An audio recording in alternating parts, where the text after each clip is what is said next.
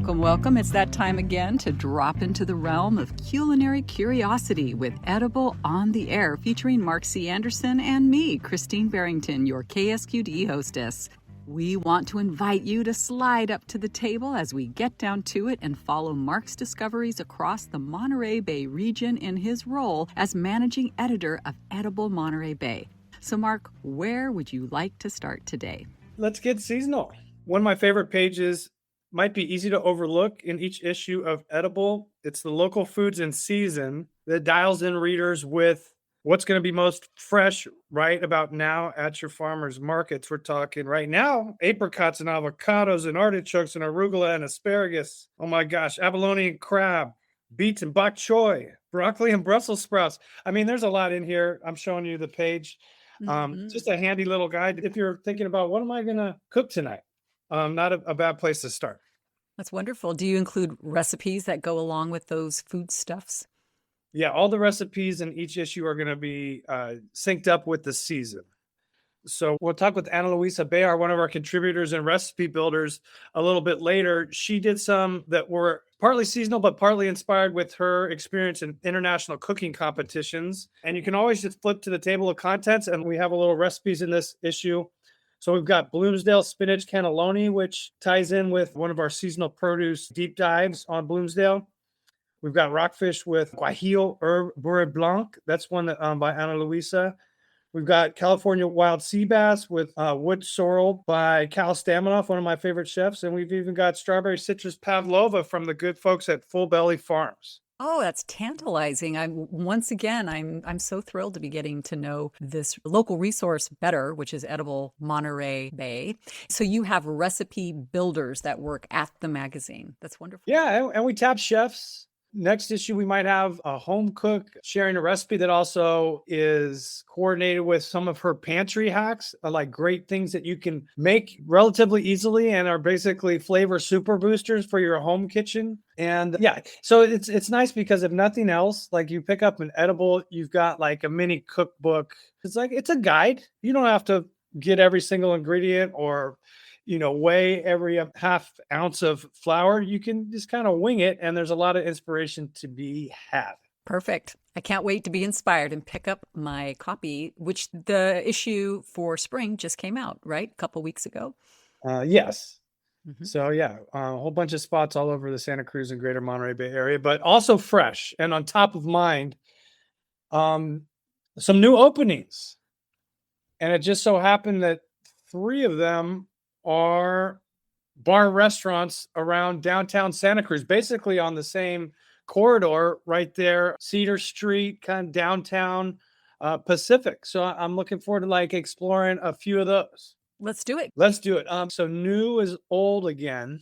I did not plan on my latest excursion in Santa Cruz on going to one of the oldest buildings in town, but I got a tip on the Santa Cruz Wharf that the hotel had just opened the previous day in the oldest hotel in Santa Cruz, formerly The Red Restaurant, just above the Red Room, right there at Cedar, just right above the Red Room.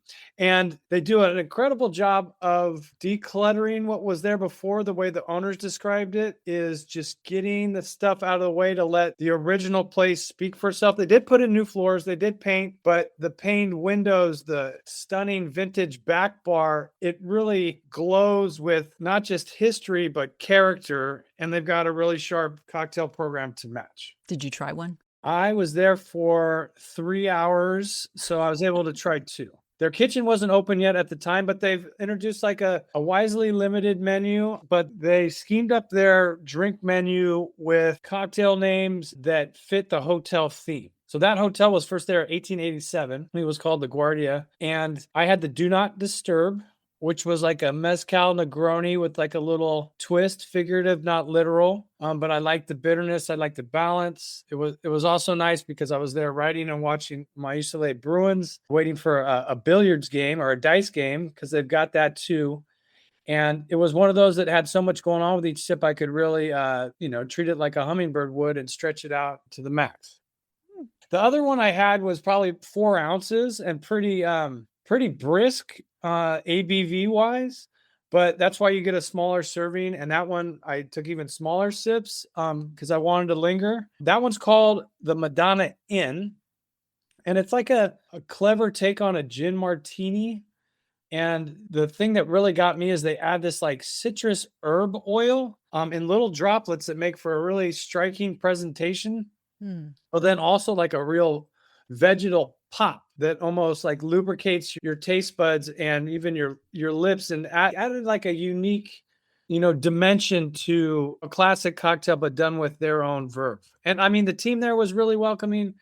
I attend anonymously, so I don't get special treatment, but they were alive with the enthusiasm of debuting a spot. They really care about. The owner was there, but you could tell that they were about that hospitality vibe. They were really taking care of the people in there. And it was additionally fun to hear locals who happened to be walking by probably elsewhere. This was a Friday night, and they didn't announce anything. They just threw open the door and added a sandwich board. And at least 3 different groups were like, "What is it? You're open? Oh my gosh, this is incredible. I'm so happy." And they did a nice job really cleaning it up. And I have a bunch of photos up at ediblemontereybay.com. Maybe we can put a link in the show notes. We definitely can do that. Sounds absolutely tantalizing for folks who do enjoy that celebration of life that one cocktail can give you in an evening. To me, it's a wonderful ritual. And when they're made so beautifully and meticulously, it's a very special experience. So I look forward to popping over to the hotel. It is worth noting that Surf City Billiards is a past project, a creation of Doug Millen, one of the co-owners. He started it with Zach Crandall, who's the hotel's other co-owner. And they've got a really underrated kitchen there. And I just love that place as a fun hangout with, not just underrated food, but underrated drink program. Can you rename that? It's called Surf City Billiards right there on Pacific. Surf City Billiards. Okay. And it's upstairs. And so same collaborators. Doug Millen has sold to Zach on that one, but they like working together. They both really prioritize a place with a lot of personality. And like Doug said to me, it's hard to find a place that's so Santa Cruz in Santa Cruz. And their food rundown, they've got empanadas in 3 different permutations, micro baked potatoes and bacon wrapped blue cheese stuffed dates, veal beef pork Spanish meatballs, albondigas. They've got some different grilled artichoke and crispy Brussels, charcuterie boards, and then a couple of their signatures are a double cheeseburger and a French dip they're proud of, plus some flatbreads. Good stuff to nosh on while you're playing billiards. Yes, I do like that they have a pool table. Not as many as Surf City, which has probably 8 or 10, but they do have a very nice, either reappointed or relatively new one there in the back, to go with a lot of comfy lounge seating that really fits the space. Beautiful. So you said you had 3 we're going to talk about. Where are we going next? In downtown Santa Cruz, I think. Yes? Well, this one is part of like the Catalyst building, but it makes the most of some underutilized space. Like it's upstairs. It's like diagonal across from the annex. So when I went there, the annex was bumping with like some rowdy country rock. And then up at Cal Alley, it's a little bit different vibe. If I'm reading it right, they do a lot more like kind of house, trance, some edgy kind of underground art. There was some type of tarot reading with like a little vampire edge to it happening while I was there, but also some really interesting local artisans sharing their wares. But then they're getting known DJs that are accomplished enough that there's usually a modest cover to help make it possible to bring them in. But it's definitely a dance, kind of dress up. Maybe costumes, maybe that's wearing your flyest dance floor fit, but a nice little bit of additional entertainment right there in the heart of downtown Santa Cruz. And what is it called again? Cat Alley Street. There's a little fun, wordplay in there. Catalyst, cat, first 3 letters, next 3 letters, ALY, alley, last 2 letters, ST, Cat Alley Street. Look at that. And what were the demographics when you were there? Who wants to go dancing at 20, 30, 40 somethings, a good amount of eyeliner, like some people making me feel not so much underdressed, but like not stylishly dressed. But I was there strictly on business. The beverage there is the house signature. Let me see what they call that. That also had like a vampire theme. What is it with vampires in Santa Cruz? We know we got the Lost Boys theme, but there's also this very interesting, edgy undercurrent. Yeah, and a pizza spot we can talk about in a second has a Lost Boys theme, Mm. but I had the Sanguine Moon, and which they describe as a vampire-esque blend of pomegranate and cranberry with house-infused ginger, lemon, orange bitters, Cazadores, or Tito's. It was a little sweet, but it was interesting, and I appreciated their ambition. Mm-hmm. So the previous night before the hotel, I stopped by the Alley Oop next to Kumbawa Jazz, which I had a chance to just briefly pass through, but this time rolled up the red carpet, got a kick out of, I guess you would call it the operating invitation. They've got a sign next to the red carpet that I want to read a little bit from because it helps set the tone. It says things like dress sharp, speak easy, leave the headlines at the door, no phone calls, no flash photography. And it sets an expectation that I saw realized inside where people are there to hang out, to try still more excellent cocktails, to nestle into these little pocket fluted booths and get a really sharp Sazerac, which is what I tried. They also have a lot of their own creative cocktails and then smart little classy snacks like mango chutney, lamb chops, and even like a little 3-ounce bump of caviar. And I think one thing we should mention there, before he came to Alley Oop, owner Max, and I want to get his last name right. I want to like there's a lot of syllables in here. Gliato. His previous project is one of my favorite spots on the west side, Mission West, which is an awesome local watering hole in its own right. I saw somebody post on Nextdoor. I hadn't ever heard of it. You had not mentioned it before. And I looked it up because people were really excited. There was going to be a bang up lineup of free music, jazz, and folks were very, very excited. So I looked it up and they really have fun music events there. And it looked like they were going to have a grand opening, which is like a full year out of their opening. And there's going to be line dancing and all kinds of fun stuff happening. And I think that's next month. So I encourage folks to check out our show notes where you can find a link. And then if you're interested, you can go find out more. So tell us, what else do you know about this place? I haven't had a chance to visit it yet. It was on my list. Well, they used to call it a 5-star dive bar. I don't know if the new owners have embraced that, but I think it applies because they believe in strong values. It's the kind of place where you can get a beer and a shot for $10 or less. They'll have their canned beers, but they'll make whatever you want, really, but they're not going to get too frilly.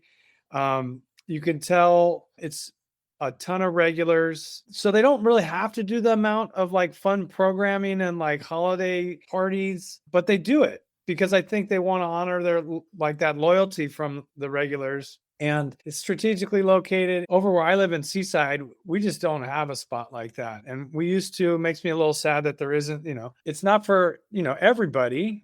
If you're not into like, a good, Manhattan, that's, all the more power to you. But this place can do it. And they can also do, your good old fashioned Pabst Blue Ribbon. Awesome. It's really wonderful. It's that old Cheers maxim. It's really nice to have a place to go where you feel people know who you are, right? Yeah, and like if you're a newbie like me and you go, you're probably gonna make some new friends you didn't know you had. Some old friends you hadn't met yet. Nice. Well, I'm now having a long list of things that I want to try from talking to you. You're really perking up my extracurricular activities. We'll have to put a photo of you on your list in the show notes. Okay. Very good. I Barrington files. Like that. It's to eat, to drink, to visit. First stop, Mission West Bar on West Side Santa Cruz. Now, before we have any more fun, let's reintroduce the show. This is Edible on the Air on KSQD Community Radio for all of the Monterey Bay, broadcasting on 89.5, 89.7, and 90.7 FM, live streaming at ksqd.org. You can also catch us anytime, anywhere with our marvelous app, which you can find at our website, ksqd.org, or you can find us in your app store. I'm Christine Barrington. We'll be back with more deliciousness right after this break.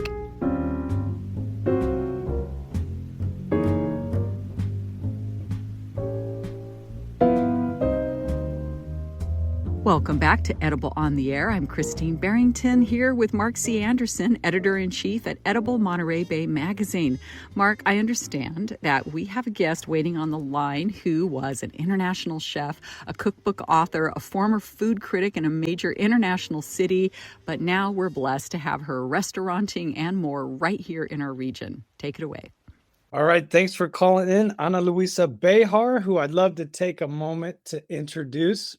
She is chef of Sunny Cafe in Carmel Valley, California, also a treasured Edible Monterey Bay contributing author, and in a past life was a restaurant critic for, a city of 18 million people that's since become a global culinary destination. That's her native Mexico City. And as she explores in the spring issue out now, she was also in a different chapter, a team organizer for Mexico's National Bocuse d'Or International Culinary Showdown. And so for the uninitiated, it's basically the World Cup, the Olympics of fine dining in this hyper competitive setting held in Lyon, France. And so maybe just to rewind a little bit, Anna, thanks for joining us. How did you get hooked on this food life as a career, a passion, a life force?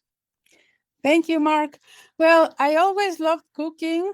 And it was funny because I started studying at the university chemistry. So in a way it was related. But I took a cooking course in Canada. And when I came back, I was supposed to go back to the university, but I fell in love with cooking and more on the communication side of cooking. So definitely, there's so many angles to it. Yeah, and writing for magazines helped lead you to being recruited as part of this effort to train, to inspire Mexican chefs to really consider it as a calling, as a position of prestige. And part of that was a magazine, part of that was food shows, and then part of that was building a team to go to the Bocuse d'Or. And I think what's really interesting to me, and as you explore in your story, is that at the time, Mexican food wasn't all that respected as a cuisine, on the international stage. It was maybe comfort food, or at the very least, chefs in Mexico, it wasn't really considered the most honorable craft. Can you say a little bit about that and how you sought to change it? Yes, if you go a little bit back in history, around the 60s, 70s in Mexico, people had really good cooks at home, either from their families or hired. And Mexican food was perceived as something that you eat at home. It was not fancy. It was something that you have every day. So going out was more of a special occasion, and there were a lot of European chefs working at the main hotels and restaurants. So if it was more of an occasion, then it was not Mexican food as a special thing to eat. It's something you had every day. So I love how you describe this underdog, scrappy Mexican team with a lot of talent, but met like members of your team and never left the country, didn't have passports. Your budget, how'd you put it, had a fewer zeros than the US team, for instance, who was able to build a whole studio, practice studio, kitchen next to the French Laundry. Not only did they have Thomas Keller as coach, they had Daniel Boulud as assistant coach, which is pretty crazy. And even the climate was a challenge going over to France because none of your chefs had lived anywhere outside of Mexico City. And I got elevation changes because you're 7,000 feet high in Mexico City. How did you overcome those obstacles as a team? Well, most of the chefs that we worked with back then were kids who had no other opportunity but to start working their way up in a kitchen. They had no formal schooling, not traveled. Some of them didn't even have a passport. I mean, some of them came from beach resorts, so they had a wonderful knowledge of the local food, but they hadn't really traveled, and to take them to an international stage and be up to the fight was a whole process, but it was amazing because I saw in all of them a great spirit to fight, to grow, and to learn. Yeah, and I think it bears mentioning a couple of things. Like a couple of my highlights from the piece is that you were able to win the loyalty and respect of the main guy. Well, the contest, when it started, was organized by Paul Bocuse, who was like the philosophical leader of his generation of chefs. He started the contest as to bring Lyon into a bigger world stage, as it was a place known for great food. He had been traveling all over the world, so he had this international experience, and he wanted to show the French leadership in the culinary world. And so he organized this contest at a trade fair and invited other countries. And working in Mexico with a lot of French chefs, we founded an association. They have a wonderful way of working. That's something that is really admirable, of creating community and creating groups to support and help each other grow. So we started that in Mexico, and through friends, we invited them to visit to have them see what we were doing in our very own, very modest scale. But still, we had the same goals of helping people open their eyes into new opportunities. So they did come to Mexico, and we organized some serious dinners and celebrations, and we took them to the beach, and one day we had a wonderful buffet. Like, we assembled a whole market on the beachside resort for them to try different market foods in a hotel. We once did at Xochimilco. That was epic. It was near Bocuse's birthday. And if you are not familiar with Xochimilco, it's like a lagoon that you go around in little boats, and it's very picturesque, very touristic. Yeah. So we took them to a site which is not open to the public, and we got a bunch of little boats and made a buffet in which they would arrive in their boat to the buffet boat with different dishes, and then move on to the next one, and then move on to the next one. So the whole going around the lagoon was tasting different things, and we would have people come in smaller boats offering flowers, and people telling stories about the place. So they were just blown away by the whole thing. Playing music, pouring pulque. Like you say lagoon, which is accurate, but it's so huge, and it's got all these canals and floating gardens, and the boats that come up are selling things. What a special experience if you're lucky enough to check it out. One last note on Bocuse d'Or, and then I want to talk about your restaurant. Before the Mexican squad got there and then brought their own rooting section with flags and this maybe more like football, soccer style enthusiasm, it was a very quiet, staid, whispered reverence for the contest. But it got a little rowdier when the Mexicanos rolled in, and Bocuse loved it. Other teams were like, and now it's the standard practice. Yes, I mean, most of the participants were European, but very quiet, very respectful. Everybody was working in their own little booths, and they had the time. And in the meantime, while they were working, they would show videos from the contest sponsors. And then we go in with uniforms and things to make noise. One day we pull out one of those huge flags that covers half the stadium and have everybody in the galleys shaking it. Okay. So they were just laughing. And even once, that was at the very beginning of the contest, at the end of the day, we managed to find, I don't know how, but we managed it, the one and only mariachi band in Paris. And we brought them down on a train to Lyon, and they went into the contest space at the end of the day to have everybody celebrate. So as you can understand, they had fun with us. That reminds me of Xochimilco, like half of the barges that cruise by, or you'll be on a barge that you can rent, and then a canoe will come by and have a whole mariachi band in the canoe, and then you can, hire them for a pretty reasonable amount of pesos to come aboard your barge and just like bring the party right to your floater. Yes, that's what we did with them. But then we got these white tablecloths that went down to the floor and put chandeliers on the table, like for the contrast and the fun of the whole thing. We had a blast. Okay, so in your piece, you describe how like a critic who's probably as famous as any critic out there, even though he's largely fictional, the critic in Ratatouille, towards the end of the movie, it has this awakening and what the real soul of a great restaurant is all about, and moves to this little village to partner with Ratatouille and his chef Avatar on this great little heartfelt spot in the countryside. Does any of that sound familiar to you vis-a-vis your life story? Definitely. I think that when I made the decision, I thought, if this guy found his happily ever after, maybe I can too. So I did. I just sold everything, quit my job, and moved to Carmel Valley. So yes, I was not the feared critic anymore. I never was, because nobody knew who I was. I was anonymous. I wrote under a pseudonym. But for me, it was like, I'm moving to my happily ever after. And I did go to one of my favorite chefs, and I said, I'm leaving tomorrow. I just wanted to let you know that I was the one who wrote all of that about you. And he was crying, and it was a happy goodbye.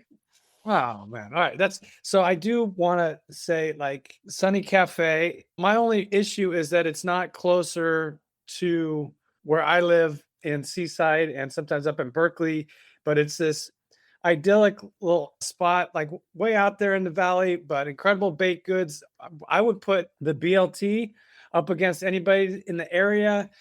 Great cookies, solid coffee program. What are some of the things that make you feel most alive in your role there as a caretaker, community connector, and master baker? Well, I think my favorite aspect of it is how every day we have the same group of people on their way to work, on their way to the school. We have little kids with their parents, a granddad with their grandkid. They come in and they get what they need for the rest of the day. Our baristas are amazing in that they know what they want, and from the time they see them going across the door, they start preparing everything. And we have become like a little community. And I just love it when people run into each other and say, hi. They don't even ask, what are you doing here? Because they just run into each other and they get together. There's a group sometime on Thursday mornings, I think it is, that they get together. It's a group that deals with grief. And then we have a group of bird watchers that stops before going to another place. So that idea of being the little place in the community where neighbors bring us lemons because we have the big crop. So here, have some lemons, see what you can do with it. And I just love that part about everybody. And I will add that one of Analuisa's specialties is recipe development, and she's worked on various cookbooks with really accomplished but also celebrity chefs from the like the Mexico City community and people she met through Bocuse d'Or, the Cup. Almost always has a recipe that she's worked on and perfected in our issues. You've got a couple inspired by your championship endeavors in Lyon. And I really value that as a reader service. So thank you for continuing to do that. And this upcoming summer issue, she's going to take a look at the 50th anniversary of Monterey Bay Farmers Market, who do the Barnyard, who do like the Del Monte Friday Market in Monterey, and then also Aptos. I'm looking forward to that. Thank you. I'm super excited to work on it because markets are so special for the community, and you really see a reflection of an area with their products. So I'm really excited about sharing some of my favorites. Oh, that's wonderful. So that's happening this summer. They're celebrating all year, but we're going to take the occasion with summer when like the markets are really exploding with seasonal produce. Anna, we talked about it earlier this week, and we figured out some of her favorite vendors. And she's going to workshop some recipes around their like most prized peaches, maybe some cheeses. Yeah, and we'll see what she comes up with. That was so exciting to hear all of that. I didn't know anything about you before. And what I thought about while Mark was telling your story and you were sharing your story is that there's just so many threads of brilliance and magic going through our region. And without these stories being told by Mark and yourself, we'd never know. And my day feels much richer for hearing about all of that. And thank you. Thank you so much. Thank you, Mark, as always. Thank you. No, yeah, very fun. And it's cool to share these conversations that we've had, and it's not the end of the world if people don't go rushing to find the story, or maybe I can plug the website. But I do think, like, speaking from a personal place, if you don't like Mexican food, I'm going to struggle to like you. But it was really fun for me because I think I understand it maybe more than the average California, having spent a good amount of time in Mexico. But this was a total revelation for me too, Christine. And one of behind the curtain, Anna told me a little bit. I forget how it came up, but organically. And I was like, wait, what? You did what in Mexico City? And then you did what in France? Oh, we got to do a story. And she's like, no. I am not doing that. Just so we're clear. I'm like, wait, what do you mean? She's like, I've never written about myself. I was like, and I wouldn't, if it wasn't this interesting and foodie, just crack, I would not be like, but once I heard it, I was like, all right, we can take our time. We'll figure it out because I want you to be comfortable writing it. But it's just enlightening, entertaining. She does a really good job of crafting suspense around crises and panic, like in the competitive boiling pot that was the competition, and potential meltdowns averted, and way more than a moral victory for the Mexican team, which had just barely dodged last place a couple times, but then really redeemed the team despite a real dearth of resources compared to the other teams. Yeah, no, and Mark has been amazing in guiding me through the whole process so patiently because I write about cookies and pears, but that was a whole other thing. Well, what I'm going to say is we'll have a link to that story in our show notes. So if listeners want to read all about it, just go to ksqd.org. You'll see a square that says Edible on the Air. You click there, and Analuisa's story will be there. I will look forward to reading it. That sounds amazing. We got to get you out to Carmel Valley to try some of her cakes. Cinnamon rolls. There's a lot of different ways to go. I'm happy to go out on assignment. I will do that. We're happy to see you. So nice to meet you. Thank you for joining us on KSQD. It'll be a joy to introduce you to our listeners, many of whom are in Santa Cruz and probably aren't familiar deeply with what's going on in Carmel Valley. So that's now on my list. I'll be heading out. Thank you so much. We hope to see you there soon. That's great. All right. Thanks, Anna. Mark, let's take a short break to first remind folks that they are listening to a cool community radio station called KSQD that broadcasts from Santa Cruz all the way south past Carmel Valley on 89.5, 89.7, and 90.7 FM. I'm Christine Barrington here in the studio with Mark C. Anderson, managing editor of Edible Monterey Bay magazine.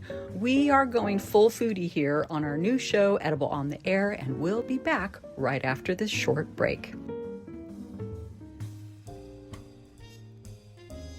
Welcome back to Edible on the Air. Mark, during the break, I was telling you how much I've been enjoying my follow-up homework each month, visiting these great spots that you recommend, like Analuisa's Sunny Cafe in Carmel Valley, which is on my to-taste list for April.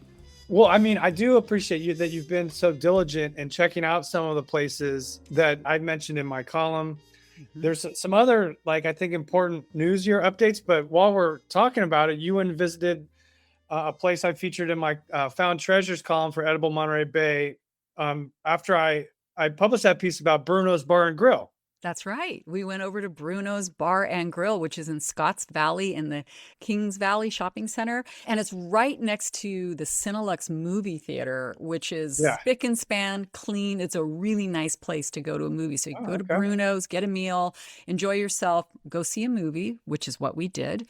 So Bruno's is a really interesting place. It's kind of many worlds, isn't it, Mark? Oh, yeah. That's a good way of putting it.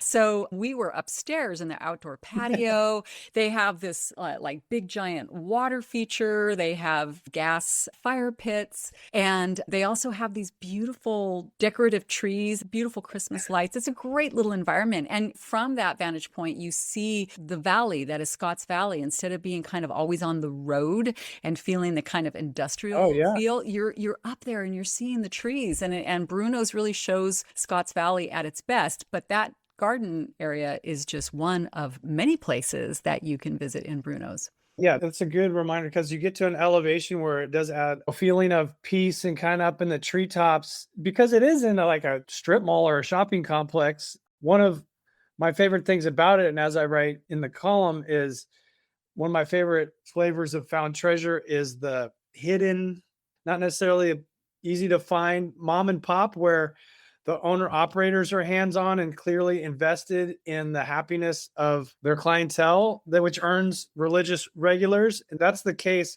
with Rogelio and his wife, the Guzmans. They're doing line dancing, they're doing karaoke, they're doing ladies' night. Looking at their calendar is almost overwhelming. It's like something going on every night, including Taco Tuesdays. And they've got whiskey and wings Wednesdays. And they're really proud of those. They're also proud of their burgers. Great deals on Taco Tuesdays, whiskey and wings Wednesdays, where it's less than half like the normal going rate. And one thing that was impossible not to notice, like it looks small from the outside, but this is not your small mom and pop, because as you're mentioning, you go upstairs and you're like, oh my gosh, that deck is huge, where they host live music in the summer and beyond. In the shoulder seasons, they've got this vault, like almost like its own speakeasy upstairs. They've got a billiards table. They've got a private event space. They've got bonus balconies. And the tree, like they have a note about the trees, because there's these white leaved artificial trees that are somewhat theatrical, and they've got them in the dining room, they got them in the bar area, they got one upstairs on the deck with all those views. And they say on this little sign by the entrance, no, the trees are not seasonal decor for a wedding. They're supposed to be here. Why? Because it's weird, and so are we. They're also really good at hospitality and make everybody feel welcome, as demonstrated by what I couldn't avoid observing is that every person, with the exception of one couple, but this is like probably 20 people over the course of watching a basketball game there and having lunch. And they've got great daily lunch specials in addition to the daily specials. So they're really making it a couple of weeks spot with their price points and value propositions.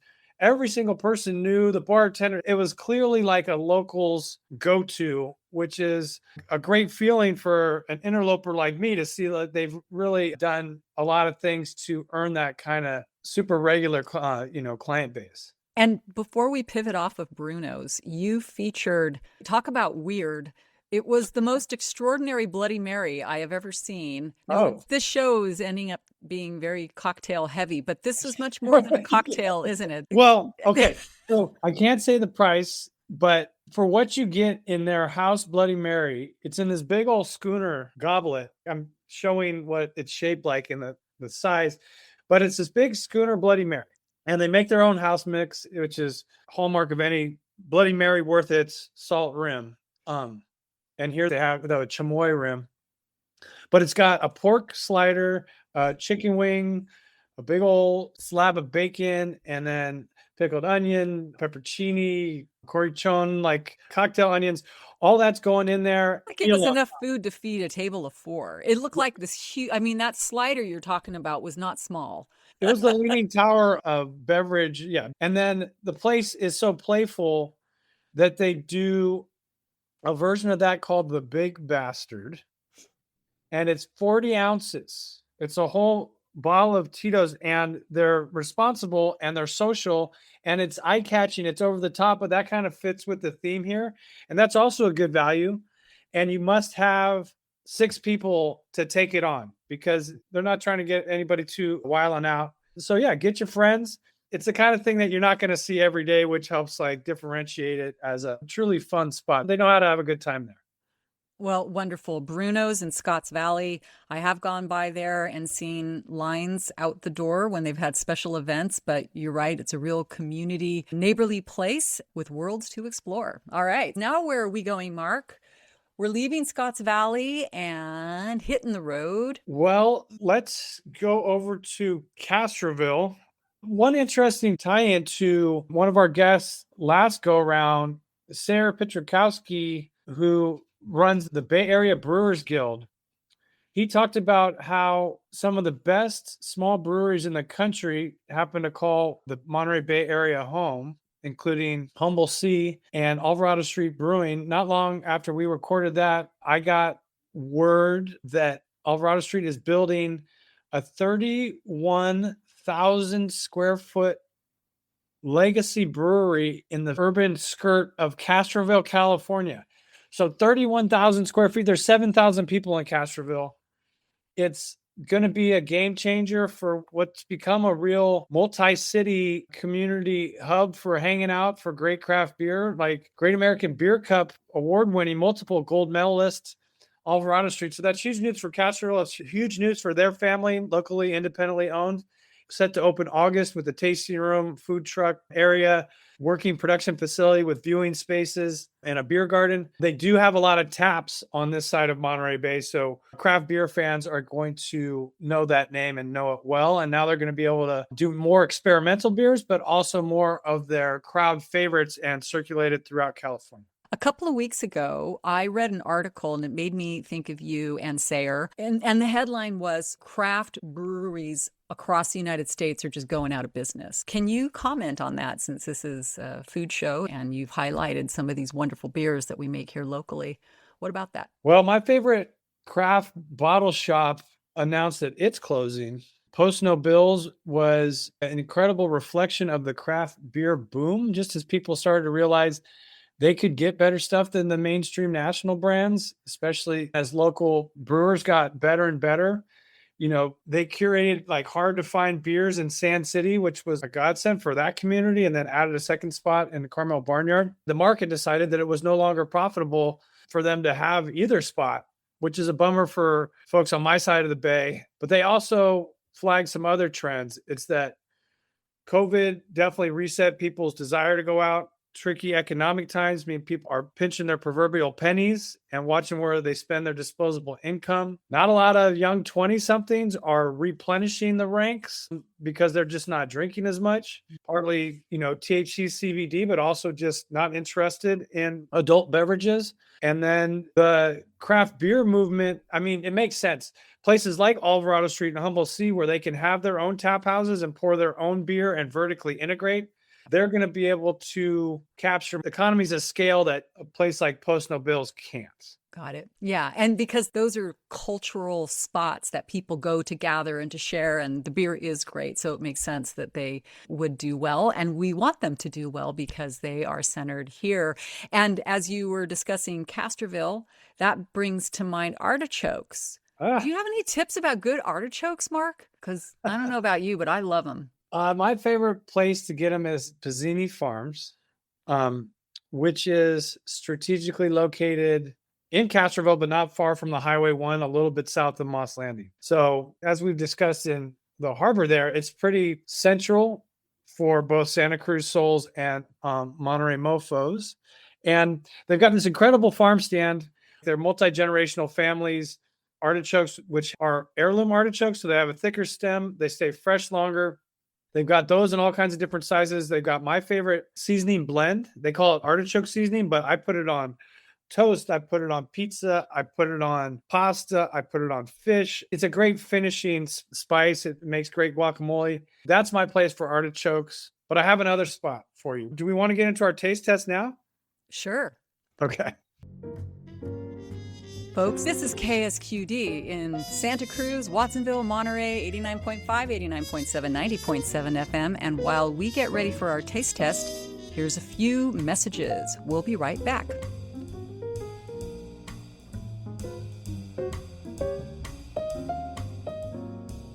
Welcome back to Edible on the Air with Mark C. Anderson of Edible Monterey Bay Magazine and me, Christine Barrington. Now, we have started a tradition of closing out the show with a taste test. Now, so far, our taste tests have been in the tippling range, but we talked a lot about cocktails today, so it's totally appropriate that our taste test is actually going to be about food. Oh, man, I love this locally sewn food item. It's got a great backstory. But let's talk a little bit about what we have in front of us. So I gave Christine a little mission to head over to Whole Foods, which carries this very Castroville-centric product called Artie Hearts. And where did you find it? I looked at different local markets, but I did indeed find it at Whole Foods. Okay. So Jane Hayes is a longtime executive chef in the Monterey area. She has some great classic restaurants to her resume. I think she was at Sardine Factory and La Creme, which was a huge hit over by Fisherman's Wharf in Monterey. for a solid decade. But she saw that raising a family and the chef life was not exactly as compatible as a familiar refrain in the industry. So she's like, what would I want as a chef to make my life easier? One of her favorite vegetables, also enjoys a lot of local identity. It's my vote for state food because most of the artichokes in the country are grown in Castroville, California. She's like, but they're a lot of work. And so that was step one. Like, what if I was able to create a product of really quality local artichokes from people like the Pazzinis, and I was able to clean them, break them down, and just give you artichoke hearts ready to go, ready to put on your pizza, ready to put in a quesadilla, ready to go on tacos or your pasta or your soups. And you could cut out all the labor, which gets expensive. I can't believe these go for as affordably as they do, but here's part of the reason why, which is another reason to love them. She goes for artichokes that I think they're like the bee artichokes, where they've got a little frost bite, so they don't look as sexy on the farm stand, or they've got like a little wormhole, but that's on the leaves. So she gets those at a price break because the grower can't sell them, because we have this obsession with perfect looking produce, which is problematic in other ways. So she gets these at a decent rate. She has a whole team that's working not far from the fields there in Castroville at this little industrial space, which is like a Willy Wonka for artichoke fans, where they're cleaning the artichokes, they're coring them with this industrial machinery, and then they're steaming them, cleaning them, and grilling them on this funky old wood-burning grill that you're like, well, that doesn't really belong. But she's like, I can't get the flavor from other more like commercial ovens that I want to get from this. And so did you get both flavors? I couldn't get the herb, so I have the plain and I So have the grilled. Okay, good. Because the grilled is a great example. Like, she dialed this in, and it's not easy to do all those things and do it at scale and take care of your employees and give them health care. Like, but she's doing it right because her heart's in it. She also does an incredible product called Chef Butter, which is compound butters with all these incredible things like Cabernet mushroom that you get to look like you are some kind of superstar home chef just by throwing some of her like chef grade ingredients without the work and without like a crazy price point. So the Artie Hearts or something like that. Let's try the grilled. Okay. So this pack, which ends up being 6 ounces, which I think is maybe like 3 hearts worth. So if you've got artichokes, can be as many as $4 for an artichoke that you would then have to clean and steam and grill. Instead, you get 3 hearts worth in this tidy little package, and mine was $6. So for that kind of local quality thing, I'm like, sign me up, senorita. Oh yeah. This is fabulous. Wood fired. Oh my gosh. Yeah, it's great. It's got that smoky like edge, but it's not too much. You know, it's good when your fork just is going in for a second one immediately. Wow. Yeah, and the thing I like about this is, like, if you have it in your fridge, you're like, I will not go hungry, and I will be happily satisfied, even if I just went straight to the face from the bag. But then it does inspire maybe like an open face melt, or maybe whip up a little sauce. She's like, Christine's in a happy place. I see her. She's just looking around the room, nodding and smiling. That's great. My fantasies are going. The grilled ones are absolute winners. Yes, like even the herb one, she doesn't like get too carried away with the seasoning, because that, I think, is intentional. This is my theory. She hasn't told me this, but to let you choose your own adventure, not like dictate too much of what the flavor profile is going to be. But I do like the herb ones. And then you've got the plain ones too, which I imagine chefs really like. Even though the grilled version is super handy, they'd be like, all right, I've got my base item. I didn't have to like stress to get them all ready in time for dinner service, and away we go. And yeah, it's not like they're marinated, soupy things that you're with too much leaf. There's some leaf, but it's super tender. Yeah, spot on. It's almost entirely heart. It is a decent amount in each bag, I'm going to say. I use a lot of canned artichokes to make dips and things. Oh, interesting. But these are tastier because they're not sitting around in a ton of water. Like you said, these are really just like if you cooked an artichoke and got the heart out and you want to use that in a dish. It's really phenomenal. I thank you for inviting this taste test. And I would love to serve this with some of that. It's called chef's butter. Is that what she Oh, yeah. calls her product? And you can go down to the local market. Yeah, and we can Find put it? that in the show notes because I did a whole column on Chef Butter because when I was stopping by to check out her artichoke operation for a whole like what's in season profile of all these interesting artichoke growers, and that's what introduced me to Pizzinis, and they had some killer recipes. And I mean, we're going to have some explosively inspiring show notes if I may be so bold. We can link to all that stuff.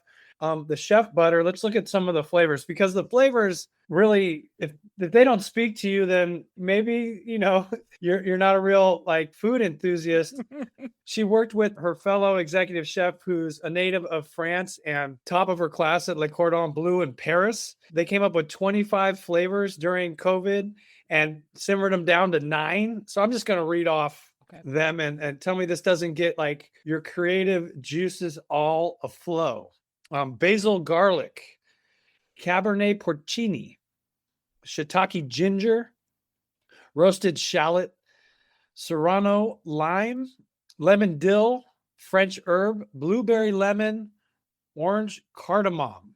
I want to go cook right after this if I wasn't on deadline, but I mean, with the right audience, that could just be spoken word poetry, those combinations. In my world, yes.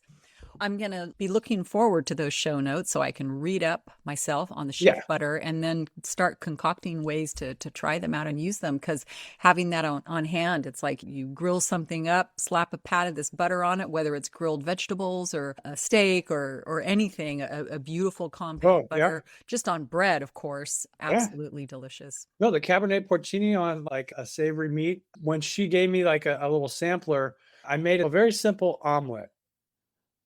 Just whipped egg and Jack Velvet cheese with a little backyard lemon. And I took a bite of it and I was like, oh my gosh, am I like a world-class chef? And I just momentarily forgot that I put some of lemon dill butter in the pan. And what it did for that super basic omelet, I was like, all right, major breakthrough. I'm so stoked that her heart's in it. She's like working her butt off, even though she's a very active grandma. The shiitake ginger is, I think she called, like her partner, Janet Malak, calls it umami bomb. And that might be an understatement. Yeah, there are a couple superpowers for the home chef to up your flavor game. Oh, well, that's a beautiful note for us to wrap up on. This hour went by very, very quickly. Oh my God. It was so fun. I mean, there's always so much more to talk about, huh? Yeah, there is. You just get warmed up, right? Well, be well. Thank you. And until next time, what fun.